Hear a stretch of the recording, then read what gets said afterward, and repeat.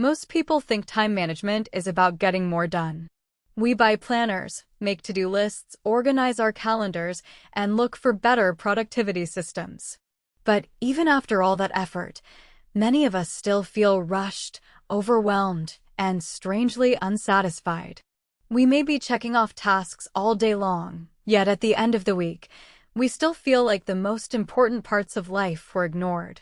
That is the starting point of First Things First. This book argues that the real problem is not how much time we have. The real problem is where our attention goes, what we choose to prioritize, and whether our daily actions reflect what matters most to us.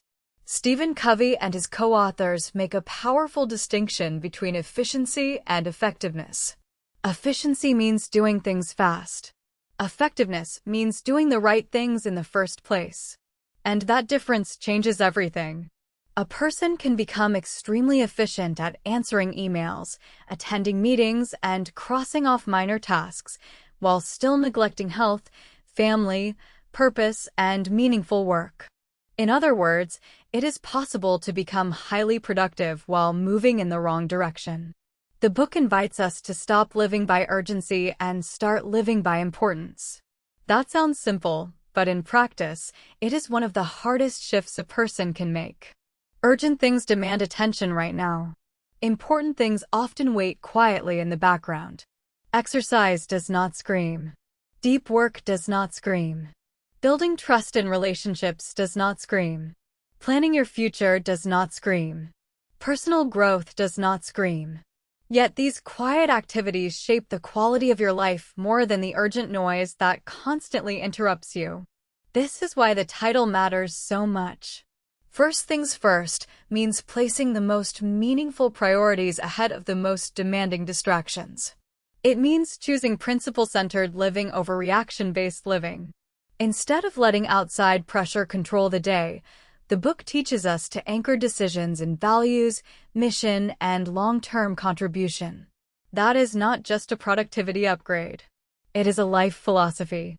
So as we move through this summary, keep one question in mind. Are you managing your schedule, or is your schedule managing you? Because this book is really about reclaiming control, not just of your calendar, but of your life.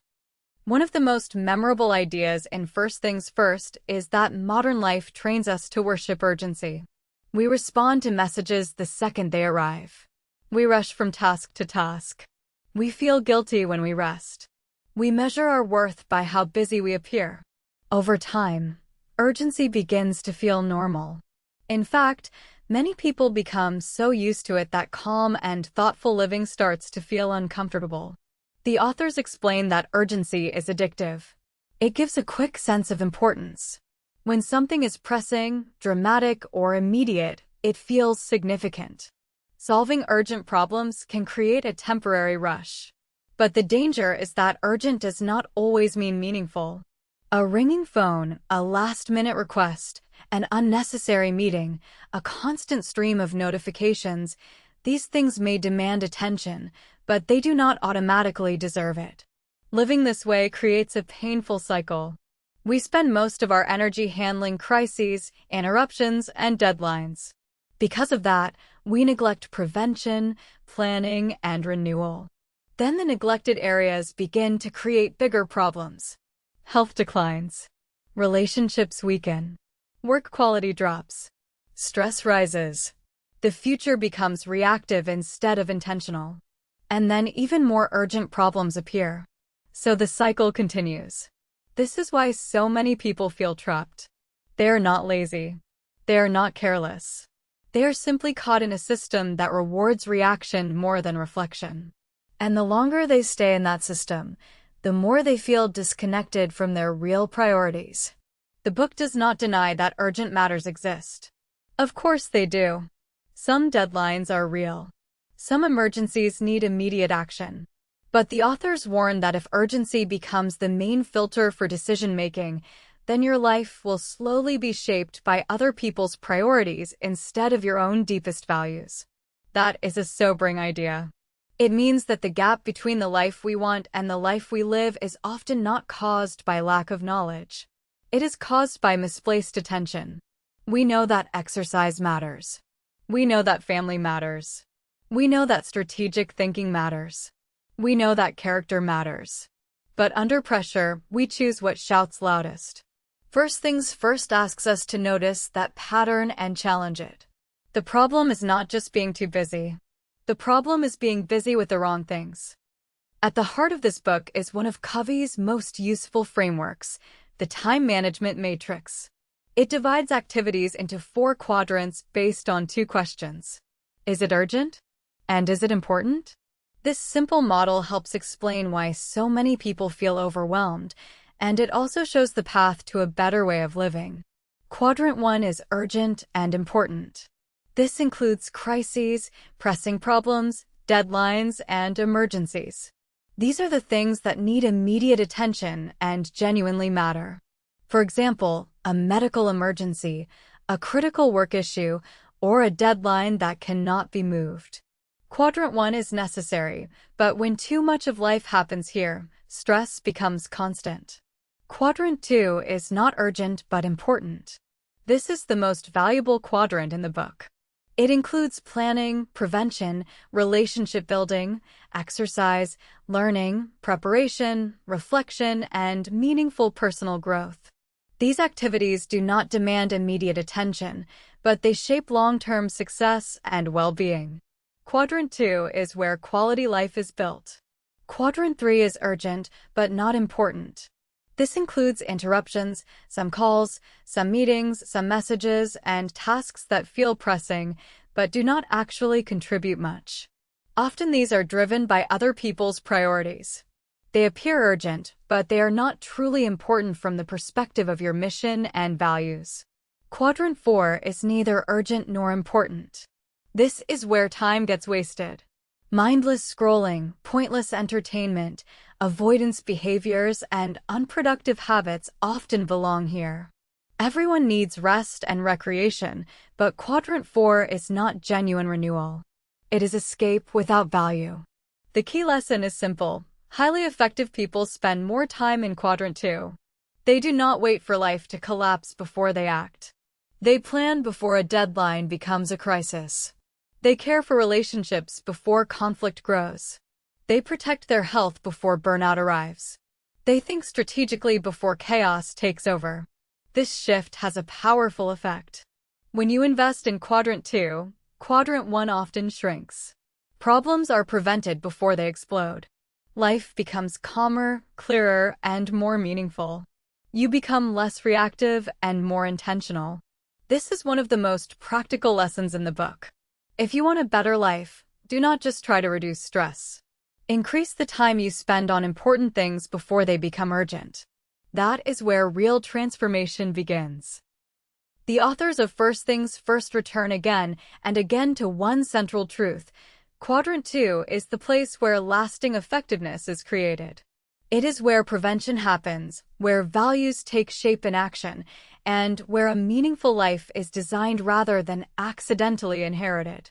Think about what usually gets pushed aside in a busy week. Exercise, sleep, reading, long-term planning, thoughtful conversation with a spouse, time with children, learning a skill, reviewing goals, building systems, quiet reflection. These are all classic Quadrant 2 activities. They often seem optional because they do not come with flashing warning lights. But when we keep postponing them, we eventually pay a price. Ignore exercise long enough and health becomes a crisis. Ignore communication long enough and relationships break down.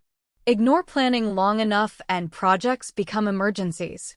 Ignore self-renewal long enough and burnout takes over. What was once important but not urgent suddenly becomes urgent and painful. That is why Quadrant 2 is not a luxury. It is not something to do after everything else is finished, because everything else is never finished. Quadrant 2 is the foundation. It is where responsible, stable, and purpose-driven living happens. The challenge is that Quadrant 2 requires maturity. It requires discipline without external pressure. No one may force you to write in your journal, plan your week, or schedule a walk with your partner. No one may demand that you clarify your values or think deeply about your future. But these quiet actions are often the ones that matter most. The book encourages readers to stop seeing these activities as secondary. They are primary. They deserve space on the calendar before the week gets crowded. This is a major mindset shift. Many people schedule important things only if time remains. Covey says effective people do the opposite. They protect important things first and let less meaningful tasks fit around them. This idea can feel uncomfortable at first because it goes against the culture of constant urgency. But it leads to a more grounded life. You start making fewer decisions in panic. You build trust with yourself. You create room for depth. You move from survival mode into intentional living. Quadrant 2 may not look dramatic from the outside, but it is where careers become sustainable, families become stronger, character becomes deeper, and goals become real. It is where first things are finally placed first. One of the most elegant ideas in this book is the difference between the clock and the compass. The clock represents appointments, schedules, deadlines, and efficiency. It is about when things happen and how quickly they get done. The compass represents vision, values, principles, mission, and direction. It is about what matters and where your life is headed. Most productivity advice focuses heavily on the clock. It teaches people how to schedule more, organize better, and move faster. Those tools can be useful, but they are not enough. If the compass is broken, the clock only helps you move faster in the wrong direction. You can fill every hour, optimize every task, and still feel empty if your daily actions are disconnected from your true priorities. This is why First Things First places such a strong emphasis on inner alignment. Before managing time, you must understand what you are living for. Before organizing tasks, you must know which roles and responsibilities matter most. Before saying yes to opportunities, you must know what kind of person you want to become. The authors argue that many people feel tension because their clock and compass are out of sync. Their schedule may be full of activity, but their deeper values are not showing up in their calendar. They say family is important, but they give it leftover attention. They say health matters, but they never plan for it. They say they want peace, but they live in constant fragmentation. This idea is both confronting and freeing. It confronts us because it reveals the gap between our stated values and our actual choices. But it also frees us because it gives us a new standard for decision-making. Instead of asking only, "What do I have to do today?" we can also ask, "What matters most today?" Instead of only managing pressure, we begin to follow purpose. The clock is still useful. Life needs structure. But the compass must lead. A calendar should serve your values, not erase them. A schedule should express your mission, not replace it. That is one of the most important lessons in the book. A successful life is not built by perfect scheduling alone. It is built when your time reflects your deepest principles. When the clock and compass work together, life becomes more coherent, more peaceful, and far more effective. Another major theme in First Things First is that true effectiveness must be rooted in principles. Preferences change. Moods change. Pressure changes. Social expectations change. But principles remain stable. Principles are timeless truths like integrity, fairness, honesty, respect, growth, responsibility, service, and love. According to the book, these principles provide a reliable foundation for both personal and professional life. Why does this matter for time management? Because without principles, priorities become unstable. We make decisions based on emotion, convenience, or external pressure. We say yes because we want approval. We delay hard conversations because we want comfort. We chase short-term wins and ignore long-term consequences. In that kind of life, the urgent always wins because there is no deeper standard to guide us. Principles change the way we evaluate our choices. They help us ask better questions. Is this aligned with my values? Does this decision build trust? Is this the right thing, even if it is not the easiest thing? Will this matter in the long run? Am I acting from fear, ego, or principle?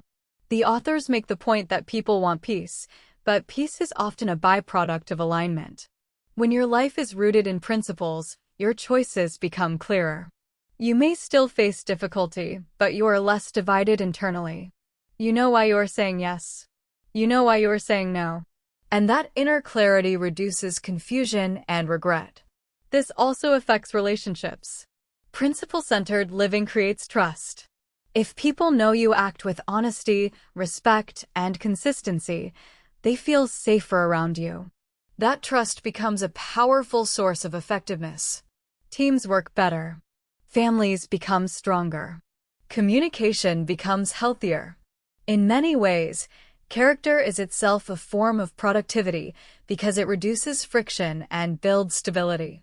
The book encourages readers not to treat principles as abstract ideas. They must be translated into actual choices. A principle of health becomes regular exercise and rest. A principle of family becomes protected time and real presence. A principle of responsibility becomes preparation and follow-through. A principle of service becomes meaningful contribution. The message here is simple but deep. If you want better priorities, do not begin with pressure. Begin with principles. That is how you build a life that stays steady even when everything around you feels rushed. One of the most useful tools in First Things First is the idea of identifying your key roles. Instead of seeing life as one endless list of tasks, the book encourages you to think in terms of the different responsibilities you hold. You might be a parent, a partner, a team leader, a friend, a creator, a learner, or a caregiver. Each role represents an area of stewardship. Each one deserves thoughtful attention. This approach matters because many people become trapped in one-dimensional living. They overinvest in work while neglecting home. Or they spend so much energy reacting to daily problems that they lose sight of the bigger picture of who they are trying to be. Roles help create balance. They remind you that a meaningful life includes more than one category of success. The authors connect this to personal mission.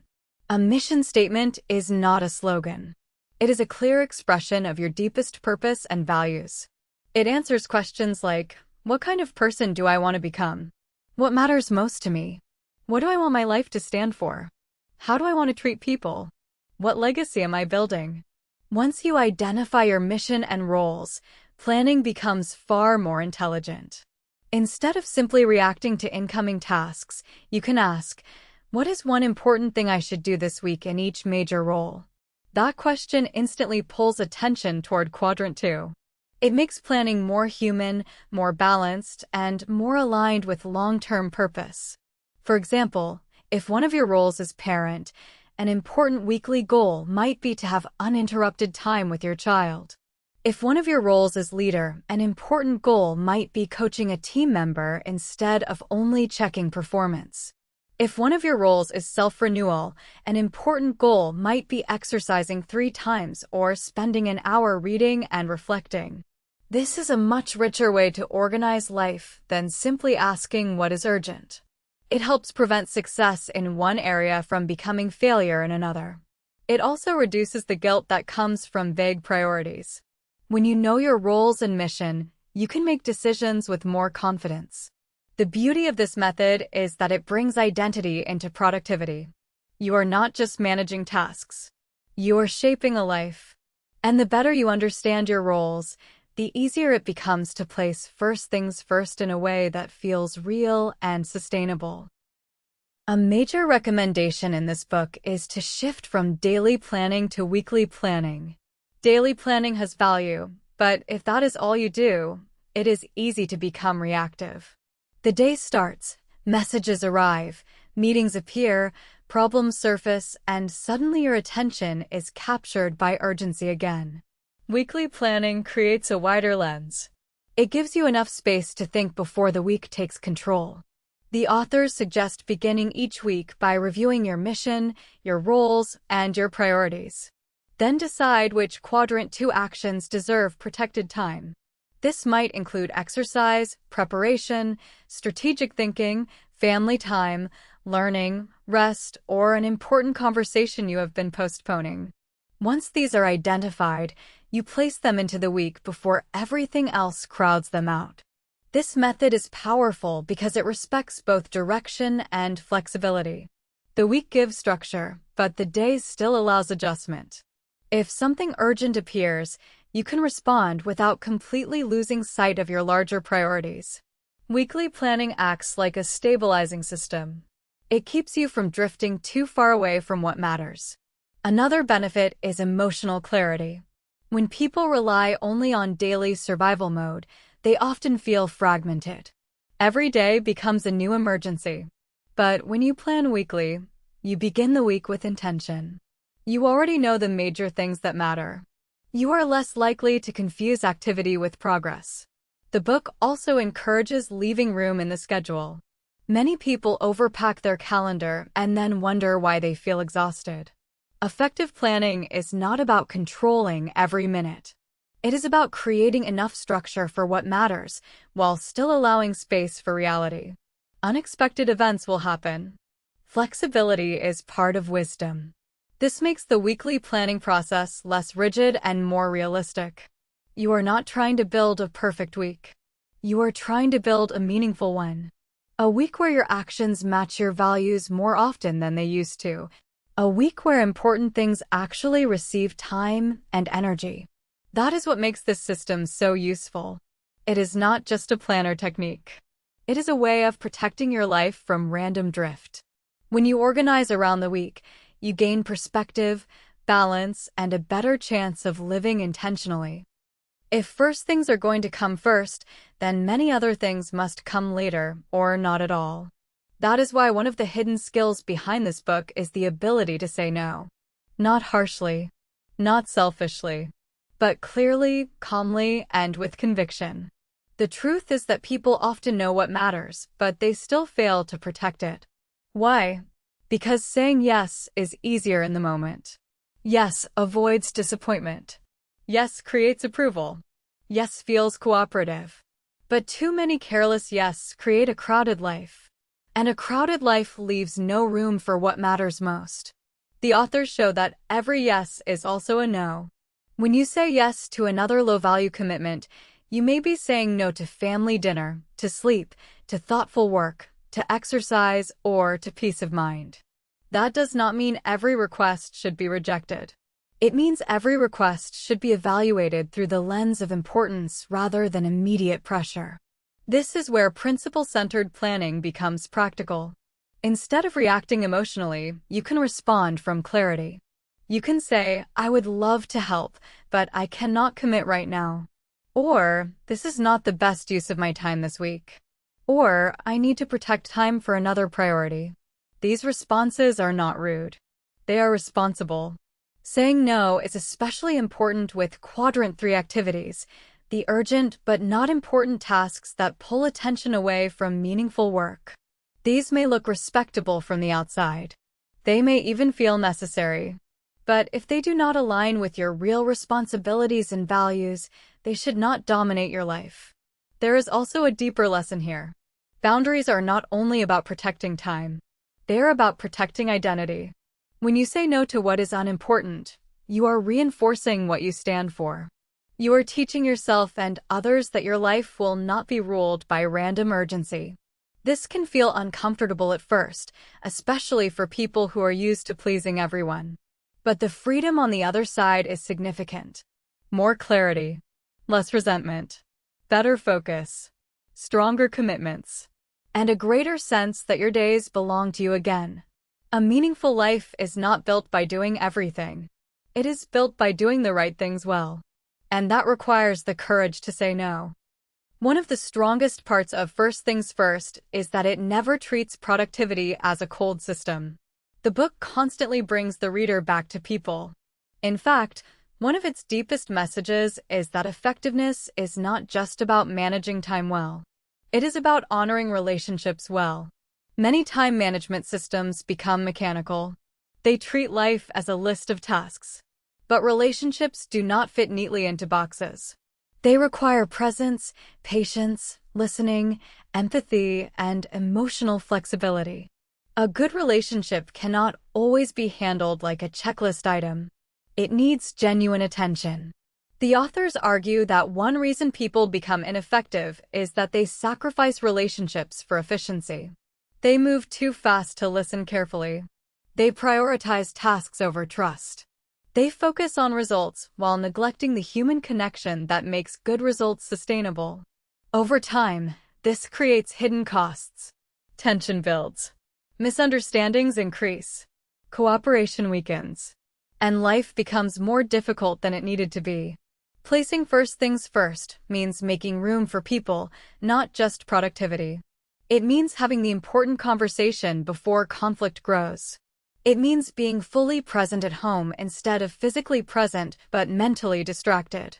It means investing in trust because trust reduces friction in every area of life. This is a major reason Quadrant 2 matters so much. Relationship building is one of the most important non-urgent activities we can do. Checking in on someone, spending quality time, expressing appreciation, resolving tension early, mentoring a colleague, supporting a friend. These actions may not feel urgent today, but they shape the emotional structure of life. The book also reminds us that people are not interruptions to our real work. In many cases, people are the real work. Success that destroys relationships is not true success. Efficiency that weakens trust is too expensive.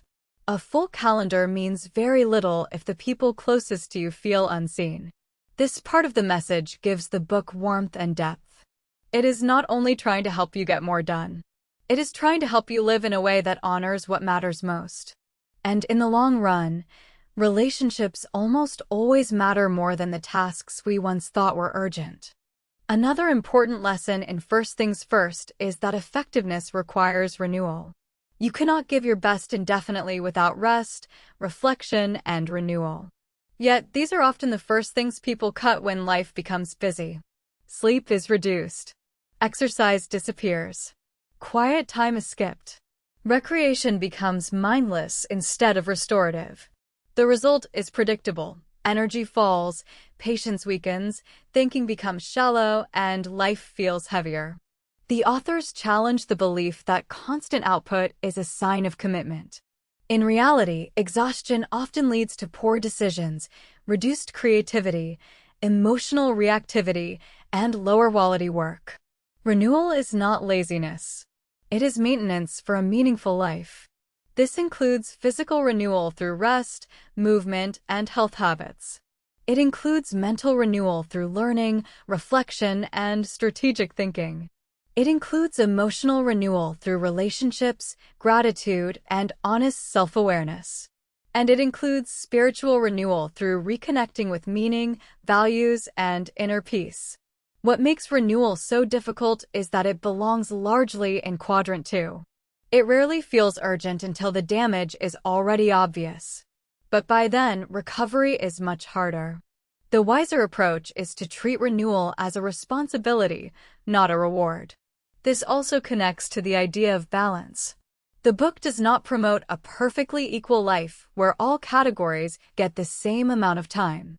Instead, it promotes integrity across life's major roles. Balance means not abandoning one essential area in order to overfeed another. It means remembering that career success, personal peace, relationships, health, and character are interconnected. A life without renewal becomes brittle. It may look productive for a while, but eventually it starts breaking under pressure. A renewed life becomes more resilient. You think more clearly. You relate more patiently. You work more intentionally. You recover faster from stress. That is why this book keeps pulling the reader back to the big picture. Productivity is not just about squeezing more into the day.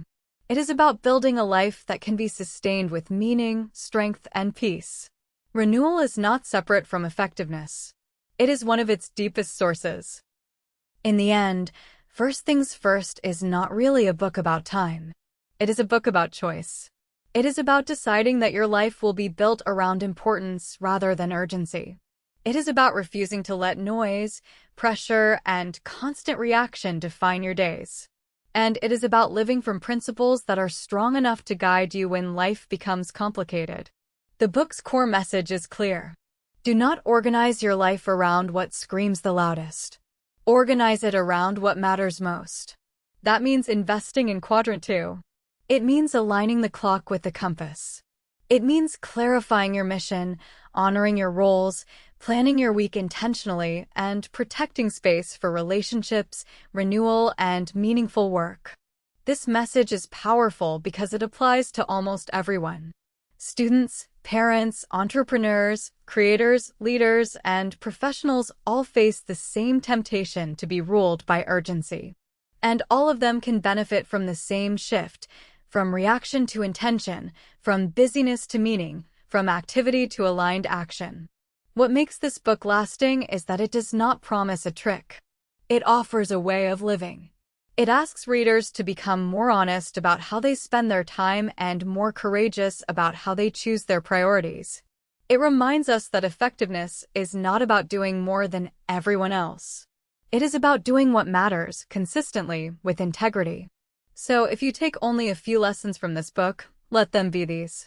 First, urgent is not always important. Second, the best life is built in Quadrant Two, where planning, prevention, growth, and relationships live. Third, your schedule should reflect your values, not replace them. And fourth, every day becomes more meaningful when you stop treating what matters most like an afterthought. That is the heart of First Things First. A better life does not appear by accident. It is built, choice by choice, week by week, in the quiet decisions that place the right things first. And once you understand that, productivity becomes something much deeper than getting things done. It becomes a way of living well.